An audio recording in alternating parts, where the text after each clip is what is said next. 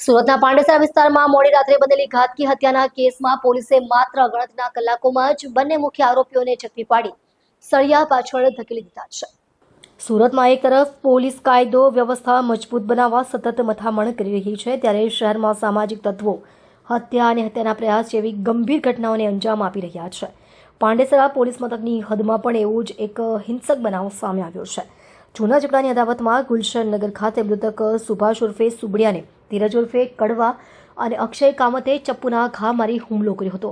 ઈજાગ્રસ્ત હાલતમાં સુભાષ જીવ બચાવવા આવિર્ભાવ સોસાયટી તરફ દોડ્યો, પરંતુ આરોપીઓ ધીરજ અને અભયે તેનો પીછો કરી ત્યાં જ આડેધડ ચપ્પુના ઘા ઝીંકીને તેની નિર્દયતાપૂર્વક હત્યા કરી નાખી હતી। આ બનાવને લઈ પોલીસ ત્વરિત દોડતી થઈ ગઈ હતી। સૂત્રો અને ટેકનિકલ સર્વેલન્સના આધારે માત્ર થોડા જ કલાકોમાં આરોપી ધીરજ ઉર્ફે કડવા, રમેશચંદ્ર ઉપાધ્યાય અને અક્ષય સંજય કામતને પોલીસે ઝડપી પાડી સળિયા પાછળ ધકેલી દીધા હતા। ગઈકાલ તારીખ 26/11/2025ના રોજ પાંડેસરા પોલીસ સ્ટેશન વિસ્તારની ઘટના છે, જેમાં હત્યાનો ગુનો દાખલ થયેલ છે।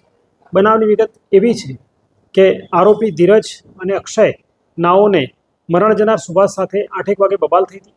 તે બબાલના ભાગરૂપે તેઓ એકબીજાનો બદલો લેવાની પેરવી કરી રહ્યા હતા। દરમિયાન 10:30 વાગે સુભાષ પોતે એક છરી દ્વારા આરોપી ધીરજ અને અક્ષયને મારવા જતો હતો। દરમિયાન તેઓએ વળતો હુમલો કરતા તેની જ છરીથી તેને આવિર્ભાવ 1ની સામે ગઈકાલે રાત્રે 10:30 વાગે હુમલો કરતા તેનો પીછો કરી મારતા આવિર્ભાવ સોસાયટી 2માં તેની હત્યા કરેલાનું બનેલું હતું। જેના ભાગરૂપે પોલીસે તેમના માતા સુશીલાબેન નાઓની ફરિયાદ રજીસ્ટર કરેલ છે અને ઇન્વેસ્ટિગેશન કરેલ છે।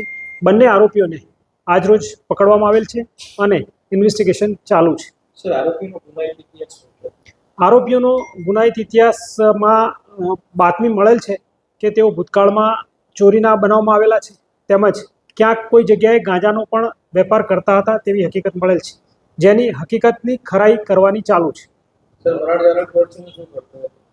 મરણ જનાર સુભાષ લાંગડે છે, જે છૂટક મજૂરી કરતો હતો અને નાગસેન નગરમાં રહેતો હતો।